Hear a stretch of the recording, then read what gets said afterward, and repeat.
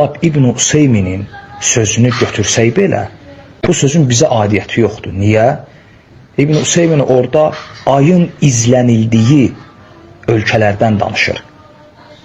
Axı bizdə ay izlənilmir. Özləri də deyirlər ki, biz kalendarla gedirik. Bu məsələ ilə əlaqəli, yəni Saudiyada olan alimləri soruşulub. Yəni hətta Saudiyada olan alimlərə belə sual verilib ki, konkret, şeyx, məsələn, bizdə Azərbaycanda tutaq ki, bayramlar, təqvimlər də təyin edilir, tutaq ki, lap ay təqib edilmir, müftilik də Əhl-i-Sünnə vəl-Cəmaət deyil. Neyniyək? Təyin edilən gün nə gedək? Hamısı deyib ki, təyin edilən gün nə gedək? Yəni bu demək olar ki, Saudiya alimlərinin, demək olar ki, əksəriyyətinin, hətta demək olar hamısının rəyidir. Yəni bunlar aydındır ki, bunların məqsədi yönlüdür ki, müxalif olmaq. Yəni bunlar demək istəyir ki, biz müxalif olmaq istəyirik. Yəni məqsəd budur.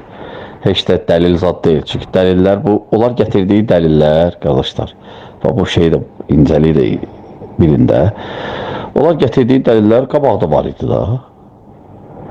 Qabaqda var idi. Məsələn, görürsünüz, indi bu nə deyir? Deyir ki, gökü bizdə izləmirlər. Əksinə, bunun özünün o vaxt müdafiə eləyirdi bu rəyi ki, ölkənlə getmək lazımdır. Rədd eləyirdi. Və o vaxtı doğrudan təqvimlə gedirdik.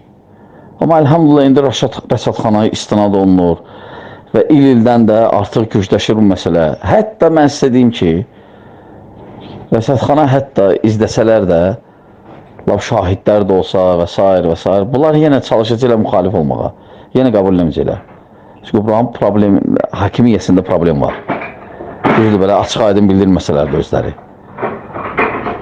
Bu adam özü o vaxtı heç rəsədxana yox idi. Müdafiə edirdi bu rəyi. Və bunlar indi başa düşüblər ki, gökü şəri deyil, bəs onda şəri idi, onda da şəri deyil də, məsələn, onlar deyən kimi. Bunlar nəinki ay məsələsini şəri saymırlar. Bunlar çox şey şəri saymırlar. Fəqət problem nədədir? Düşən boyundan almayacaqlar. Gizlədirlər və qaçırlar söhbətdən. Məqsəd müxalif olmaqdır və salam. Özünüz də görürsünüz. Həris olurlar ki, bugün tutduralar oruc, həris olurlar ki, bugün belə eləyələr. Məqsəd nədir? Müxalif olmaq və salam.